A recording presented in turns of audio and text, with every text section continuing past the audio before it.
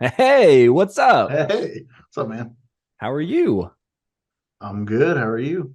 I'm doing all right. I'm doing all right. For everybody watching, this is Bourbon Street, episode 2. And you may be thinking to yourself, why is it only just now episode 2?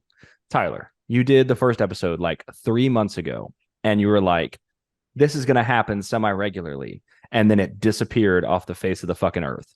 Well, let me tell you why. And the reason why is the man sitting across from me in the camera right here. I have been waiting, not through any fault of his, but I have been waiting for the chance to connect with my good friend and bourbon drinking partner, Mr. Tony Fasano. And our schedules have not aligned, but we have had a very special bottle of whiskey we've been sitting on, and this very special collaboration we have been sitting on. So that is why it has taken so long to get episode 2 out into the world. But here we fucking are. Tony, welcome to Bourbon Street. Thank you. Thank you. Good to be here. Yeah, it is good to be here. Yeah. Very happy to have you. Tony and I have been hanging out all day today. Well, hanging out. Tony lives back in Ohio, where everybody knows I'm from. I live down here in Louisiana, where everybody knows I live now. But we've been playing games all day. We've been playing. If any of you have ever heard of the game called Ascension, it is a deck building game. I got Tony to download it today against his will, and then we have played 6 hours straight of Ascension. Great. It has not stopped until now for bourbon drinking time. So, Tony, tell people a little bit about yourself. Well, I'm a simple man and I like bourbon. I enjoy drinking bourbon.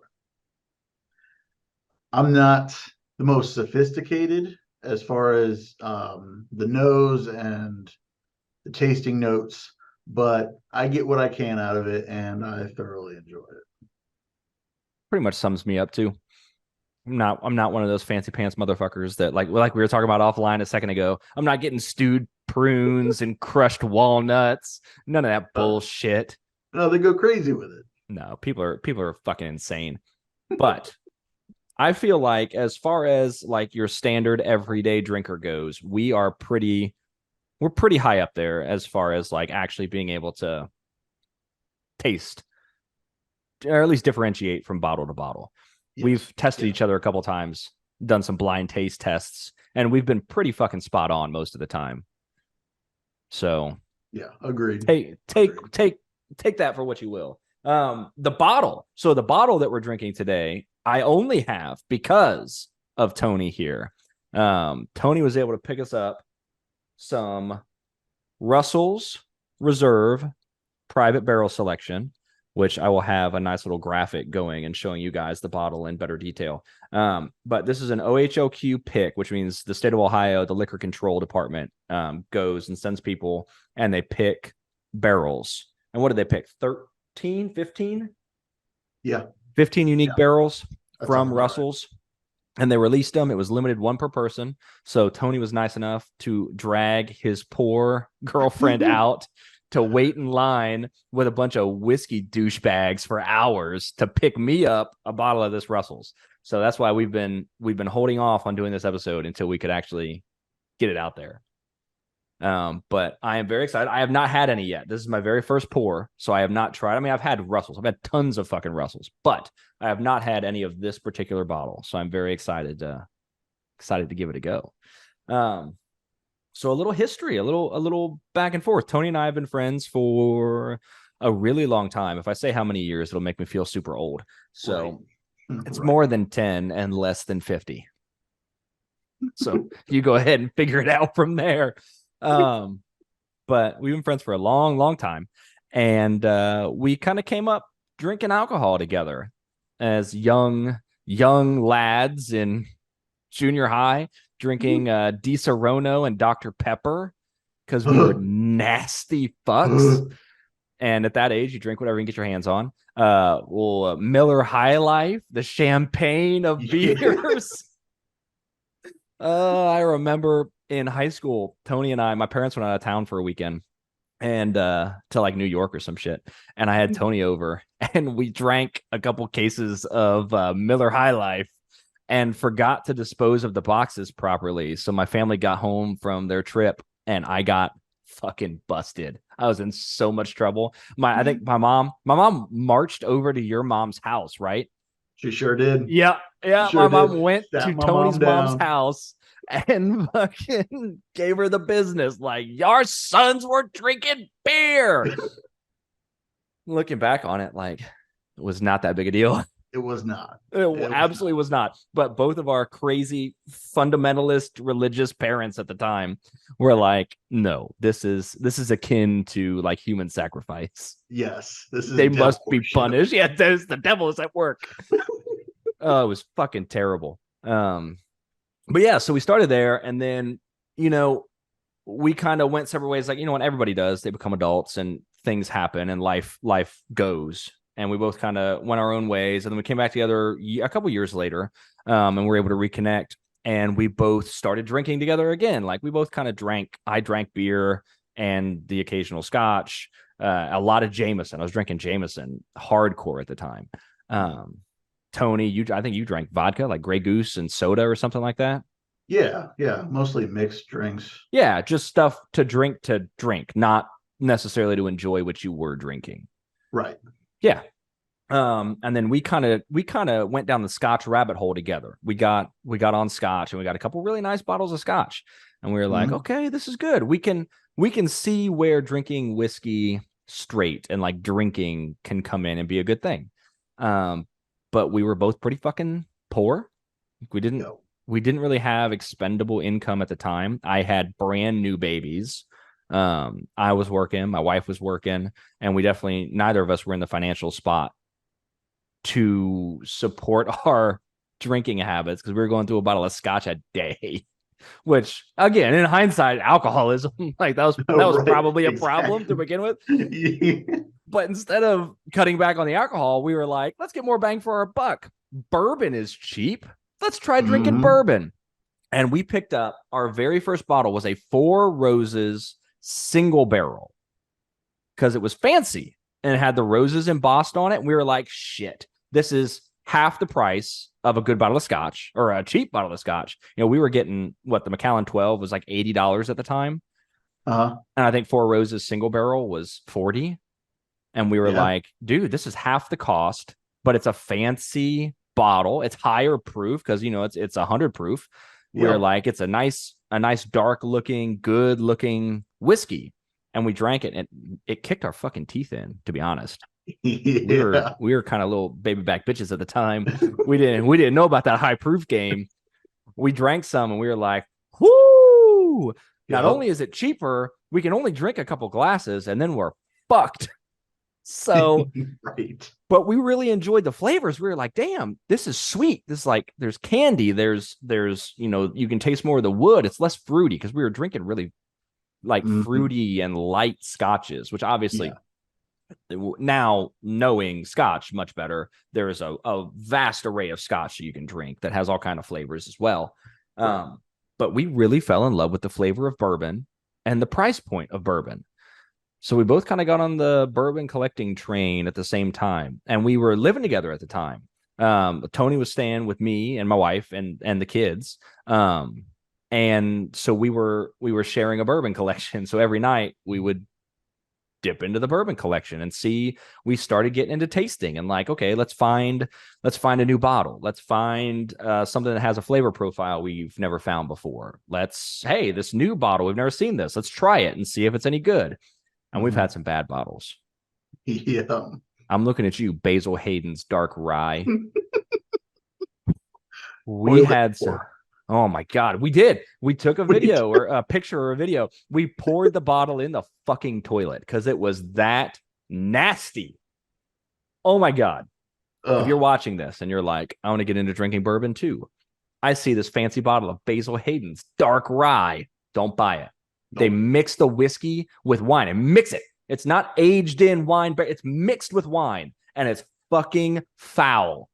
It's like sewer water. I would not drink that if it was the last alcohol on the planet. I would just Seriously. be sober. I would be in AA involuntarily. At no point would I drink that shit ever again. But We've had some bad ones and we've had some successes. We've had days where we walk in and find a double bottle of Blanton's at MSRP in Ohio. Can't do that down here, but it was nice. We had some really good days, some good bourbon hunting. And now years later, we both have absurd whiskey collections. Yep.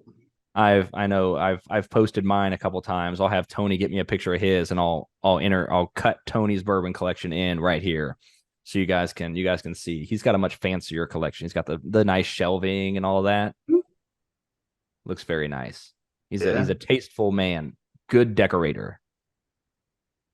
At least when it comes to bourbon. At least when it comes to bourbon. That's about it. I don't know. You got Artorias behind you. You got Sekiro over there. Yeah. Doing all right. Doing all right. It's a Not good bad. decorator. Not bad. All right. So let's talk about the whiskey. Let's talk about Russell's. Tell me about Russell's, Tony. What's Russell's? Russell's. Russell's is a brand from the Wild Turkey Distillery. And don't stop the video there. Don't stop the video thinking, oh, they're drinking Wild Turkey. Because one, Wild Turkey's fantastic. Wild Turkey 101, a staple, should always be on your bar. Wild Turkey 101 rye, staple, should always be on your fucking bar. Don't punch down on bottom shelf whiskey because some of it is the best shit you can get your hands on for the money. But anyway, continue. Yes. This Russell's Reserve is usually a step above, or maybe a couple steps above, the normal Wild Turkey or Wild Turkey 101 that you would see on the shelf. It's usually aged a little bit longer. It's usually more advanced flavor profile, and it's not a whole lot more expensive. No. It might be about double the price of between 101. 40 and $60, depending on if you're getting the age stated, if you're getting the single barrel, the rye versus the bourbon, all that. Yep. And they've got what? Let's see.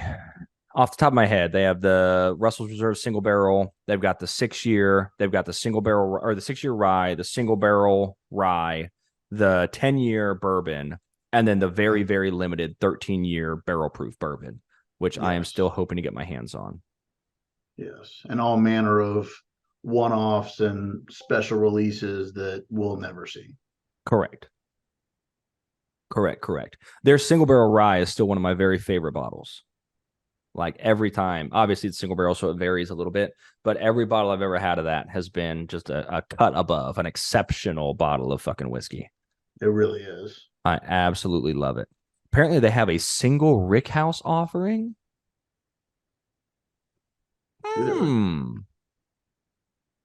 Interesting. I would like to try it. We will never see it.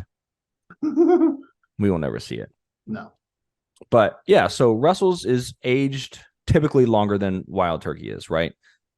Yes. So their 10-year bourbon is obviously 10 years. Right. And so they call it the center cut. So when they're aging their whiskeys, you get, your 7-story high rick houses. And your very bottom floor is very consistent. That's where your bourbon that is mass produced is always going to be stored. So your 101, your off the shelf Wild Turkey, the stuff that needs to be exactly the same from bottle to bottle, from batch to batch, from year to year, that shit's going to be on the bottom 2 floors. And then you've got your middle floors, 3, 4, 5. And that's going to have moderate fluctuation, enough to get distinct single barrel profiles, but not so much fluctuation that it's like, Jesus, man, like one bottle's good, one bottle's shit, Mm-hmm. And then your top floors, you're going to have extreme highs, extreme lows, floor 6, floor 7. And that's where you're going to get some of your very unique, one barrel next to another barrel may be vastly different flavor profiles, extreme changes from barrel to barrel at those high levels. So anyway, Russell's typically comes from 3, 4, and 5, those center floors. They don't like the extreme fluctuations you get up high, but they're not giving you the stuff that every bottle of Wild Turkey is coming out of. You know what I mean? Mm-hmm. The same goes for the rye. But yeah, so Russell's is a favorite of ours, I would say. Or it has been for a long time. We've never been 100%. disappointed. We both like turkey. We like the turkey profile, so having it from a Russell's a nicer step up. And then I always like shocking people too. Um, I like I like hitting people with like, hey, this is wild turkey. What do you think? And they're surprised. So anyway, let's do a little drinking. Let's All do a right. little sipping. So we've been aging, or we've been resting, aging. Oh I my. lost my fucking mind. We've been resting the whiskey while we've been talking, and for a little bit before that. So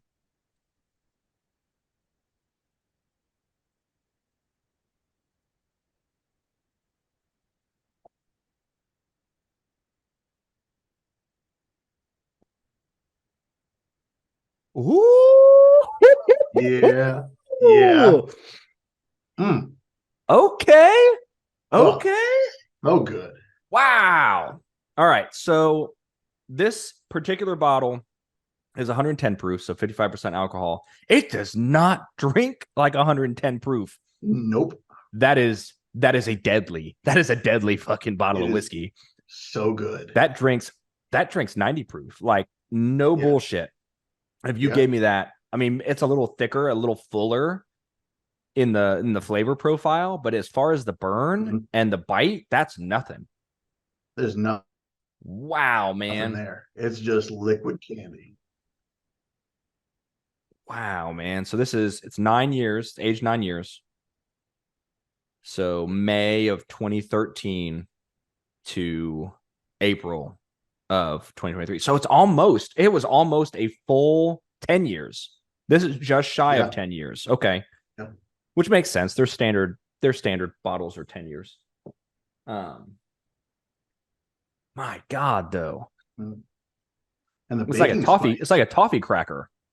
Yeah. And the baking spice just sticks with you through the whole process. But it finishes pretty fast too. So we were talking our offline ahead of time. I pulled up because OHLQ puts the tasting like very light tasting notes for the bottles on their website, but it says a rich butterscotch and vanilla palate creates a smooth pour with a quick finish, perfect for early evening enjoyment.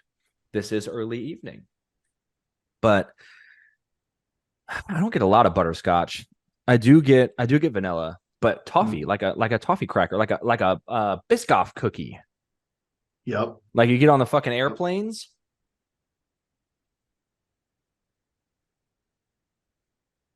Oh, that proof does come through on the nose though. I Yeah. didn't nose it very much before. That's It's a little spicy on the that's a nose. little tingly up in the sinuses. It smells good though. It It smells does, but you so gotta you good. gotta kind of get past that initial.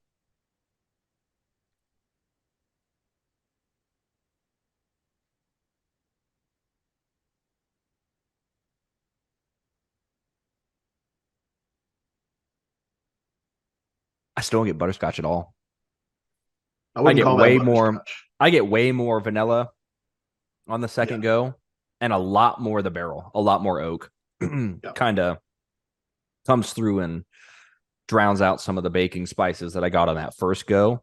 But it's Yeah. still a it's still a very sweet. It's still a very very sweet drink.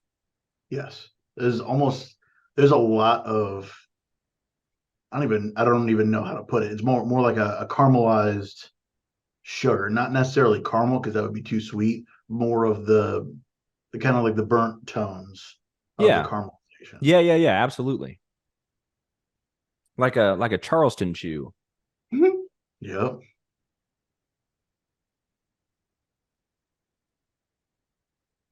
It definitely opens up on the nose a little bit too as you take a couple sips. Still vanilla though. Still vanilla Yep. is like the primary thing I'm getting Yep. I can sit here and smell this all night. all day. It smells like vanilla pound cake. Dude, if they put this into a candle, can you imagine? Oh, I still have some of my. So Tony and I went and did distillery tours 2 years ago, and I had got some Four Roses wax melts, and I still have those kicking around the house. Oh, nice. I forgot about those. Yeah, they're very good. Hmm. Mm. So for comparison's sake, not a Russell's, but I did get a glass of Wild Turkey Rare Breed. So it's not the Russell's brand. So they don't, it's not supposed to necessarily be as high quality, but Wild Turkey Rare Breed is like, without going into the master distiller's picks, it's the peak under the turkey label, like the regular turkey label. It's what, 100 and, off the top of my head, 116 proof. I thought it was The 100. rye's lower. The rye's like 113. Yeah, you're right. I thought it was Yeah. 120 even. No, turkey's a weird one. It's not a square number. Or rare breed's a weird one. Rare breed. Let me see, because it's consistent. And it's a blend. God damn it. I don't want to tell you my age. Leave me alone. Jesus Christ. It's not like I can buy it and ship it to my house. Let children look at whiskey. I don't fucking care. 116.8. Oh, you're right. Okay. 116.8. And it's a blend. So it's 6-year, 8-year, and 12-year bourbon blended. Mm. But so Rare Breed is notorious for being a vanilla bomb. So after that Russell's, I want to see.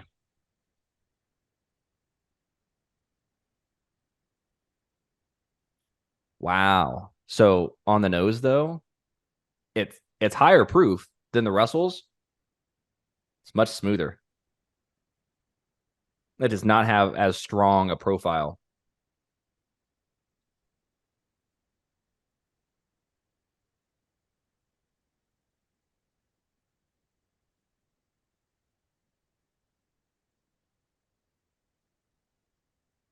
It drinks lighter too. It doesn't.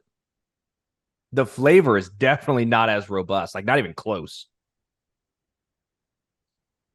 This is like drinking a glass of Benchmark after that Russell's. Dude, this doing Rare Breed a fucking disservice right now. I don't taste shit.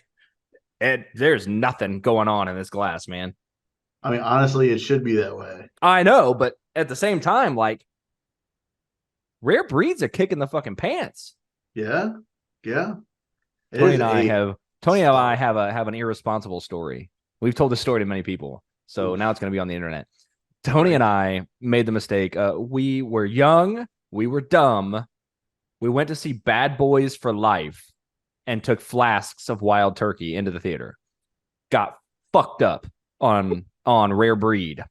Got back to the car and had the bottle in the car and drank the rest of the bottle of Rare Breed on the way home. Terrible, horrible thing to do. Do not drive drunk. It was an awful decision. We could have killed somebody. We could have killed ourselves. It was terrible. Do not condone it. Do not encourage it. But learn from our stupidity. But Jesus Christ, it fucking knocked us out. Yep. But and I think I made the mistake of not eating anything that day. So the next day was absolutely horrible. It was the worst hangover I have ever had. There was no next day for you. You slept the whole fucking day. Yeah, it was just a blur. Yeah, man. So I get a little more of the flavor on the second go. It was a very small glass of Rare Breed. But I get a little more of the flavor. But still, it's so plain. It's so bland. That's a one-trick pony in there. Let's hit this Russell's again. Let's go back to the Russell's. Okay.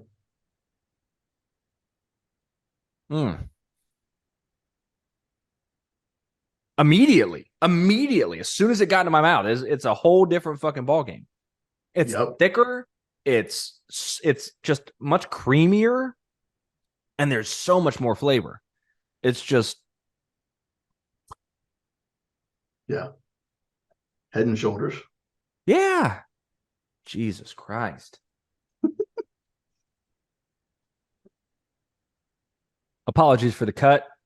Zoom quit out on me, but we're back. I mean, to you, there's been no difference. It's just, I've edited it and we're here. But when all of a sudden Tony's looking one way and then he snaps to the other way, don't freak out. He is not a shapeshifter. He is not an alien.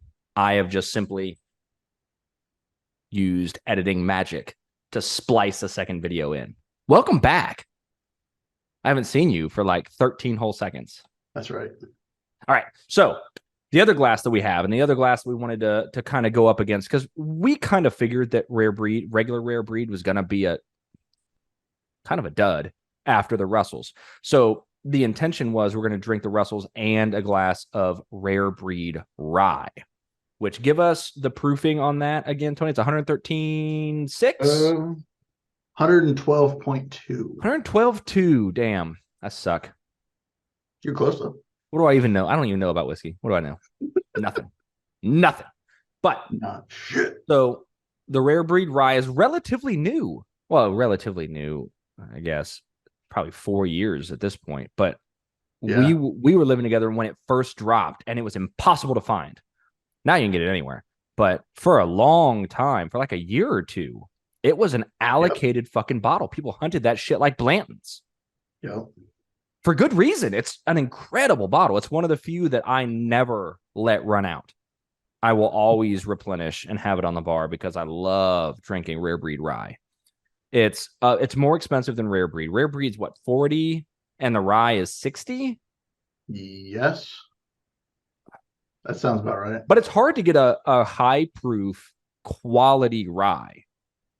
Yes. Or especially a high rye bourbon. So it's not a straight rye whiskey. It's not a Canadian rye. It's not Whistle Pig. It's not Alberta. It's a rye bourbon. It's a high rye bourbon. But it's hard to find a good one that is also high proof. You know, you got Old Overholt you can get anywhere, but that's low proof and kind of bottom shelf, which I love it. I have several bottles of Old Overholt, but it's hard when rare breed rye dropped. It was a unique bottle. It was something that really wasn't in the whiskey space. So we've been big fans for a long time and thought that would be a nice flavor departure from the Russells while still being in the same kind of family of brands to see what's up. So let's do a little look. You got the fancy glass. Got the fancy glass for this one. Look at him go. That's right. Oh yeah. I gotta stick my nose in this glass. Yeah, because there's nothing. There's no bite. There's no sharp. It's just smooth sailing, baby.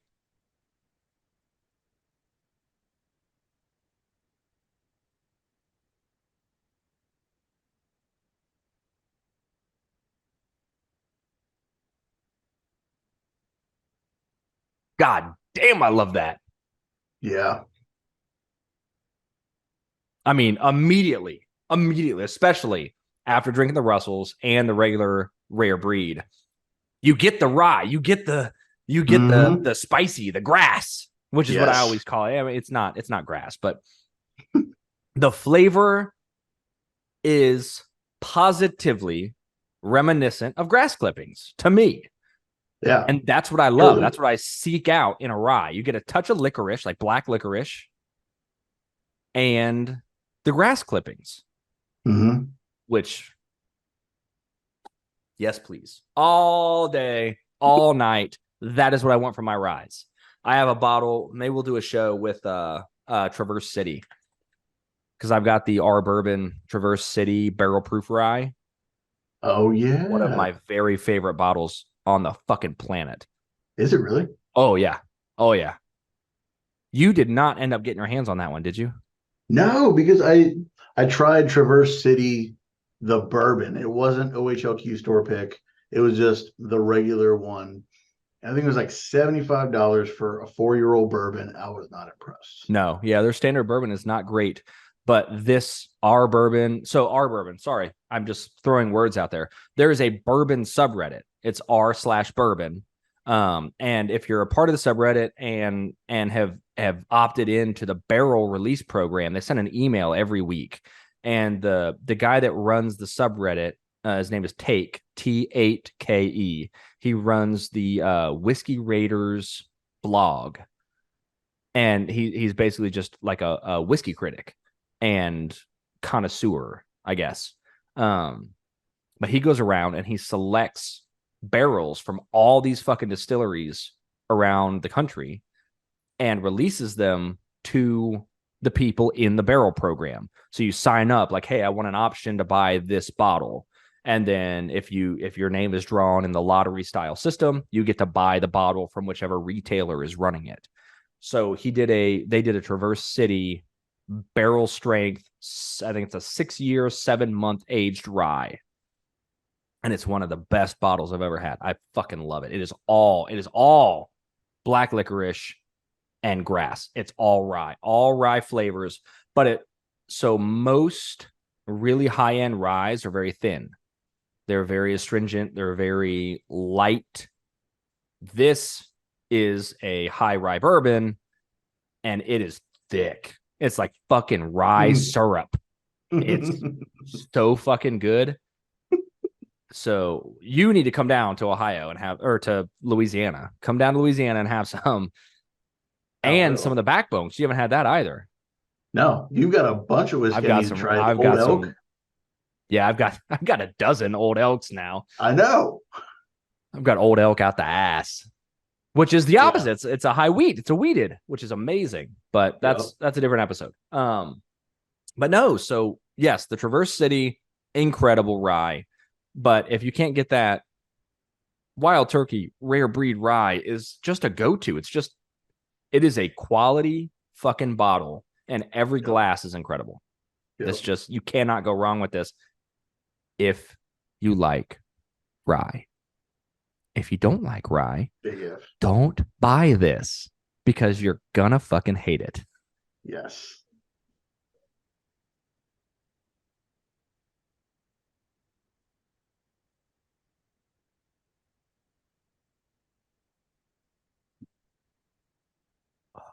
Fucking A. So if you're watching, one, thank you. If you've watched the video this long and watched me ramble about random bourbon nonsense, thank you for still being here, because I am super fucking boring. But if you are still here and you're wondering, why does he make this face and do all this shit when he's drinking? It is not a face of pain. So the best way that I have personally found to taste different whiskey is to, what they say, roll around in your mouth. So I'm not swishing it like fucking Listerine, but kind of letting it coat the front, the back of my tongue, down into the, what do you call these? The canals or whatever in between your teeth and your cheeks. I don't think that's right. I don't know. I get what you're saying. In there. Yep. Let it coat all of the places that you have taste buds and where your saliva glands are and all that shit. And it, in my opinion, really enhances the flavor. If you just drink it and swallow it, it's gone. 100%. It does you nothing. And that's that's like shooting it. I'm not going to shoot good whiskey. I'm not shooting it. I'm not drinking it to get drunk. I'm drinking it to enjoy the whiskey. And I know that's super like douchebaggy. Like, yeah, I'm savoring my whiskey, but pay good money for these bottles. I'm not going to fucking just going down the hatch. All right. So my rare breed rye is gone. I still have a little Russell's left. I'm going to give the Russells a go after the rye and see. Ooh, I already finished my Russell. Oh, pour you a little bit more, baby. Oh yeah, okay. Pour you a splash more.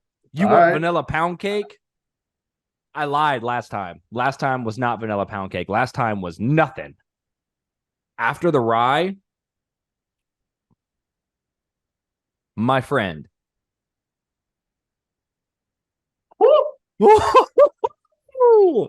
Ooh, that is. Yeah. That is sweet. Oh, that is fantastic. Nice. That is fantastic. That's what I want to smell when I die. When my life ends, if I don't care about my life flashing before my eyes or any of that shit, I want this to flash before my nose as I go out. Die a happy fucking man. Be like smelling salt to pull you out of a coma. No doubt. This will wake me up.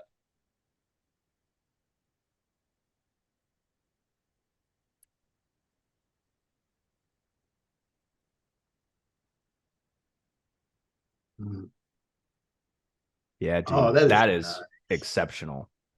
Still no butterscotch. OHOQ lost their fucking mind. No butterscotch, but so good. Holy fuck. It feels like a warm hug every time you It drink it. does, man. It's just so satisfying. Yeah. A warm hug inside my mouth. Not to be confused with a mouth hug, because those don't go inside my mouth. But we'll leave that there. We'll let that hang. This is a kid show. Whoo, man. Okay. Russell's. We knew we loved it. There was no question. But Yep. this is an exceptional bottle. This is outstanding.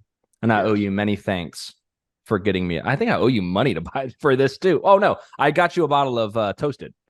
Oh, good. Yeah. I never knew if you went back and I got it. did. Sorry, I never texted you. That's I all acquired you a bottle of Elijah Craig toasted, so I still owe you like $10 because the toasted was only 60. right. Guess I'll have to have a glass of that afterwards. Yes. Yeah, I'm waiting because I'm sure I'll have more bottles for you. So I'm just holding on to it until I send you a care package. Perfect. But all right. This was awesome. Hell yeah. Bourbon Street, episode 2, in the bag. Guest host, Tony Fasano, the Bourbon Man. Not the The Bread Man Bourbon. anymore. The Bourbon Man. That's an exalted title. I That like is. it. That is. You get tattooed on your ass. That's right. All right. Well, anybody that has actually stuck with us to the end of this, seriously, thank you. This is fun. We like doing this. It's just hanging out. But we will be much more regular with this now that we have gotten the big episode out of the way. It's Italian. Tony is Italian. Yes, Tony is very Italian. His name's Tony. He's very Italian. If you could not tell from the fucking thick hair and the beard and the chutzpah. Chutzpah. But this has been great. We will do this again. Thank you so much for watching. If there is a bottle or a brand that you're like, hey, I want you to do a video about this, put it in the comments. I will do the video because I probably own it. If not, I can get it. So thank you so much for being here. This was Bourbon Street episode 2, and I will catch you next time.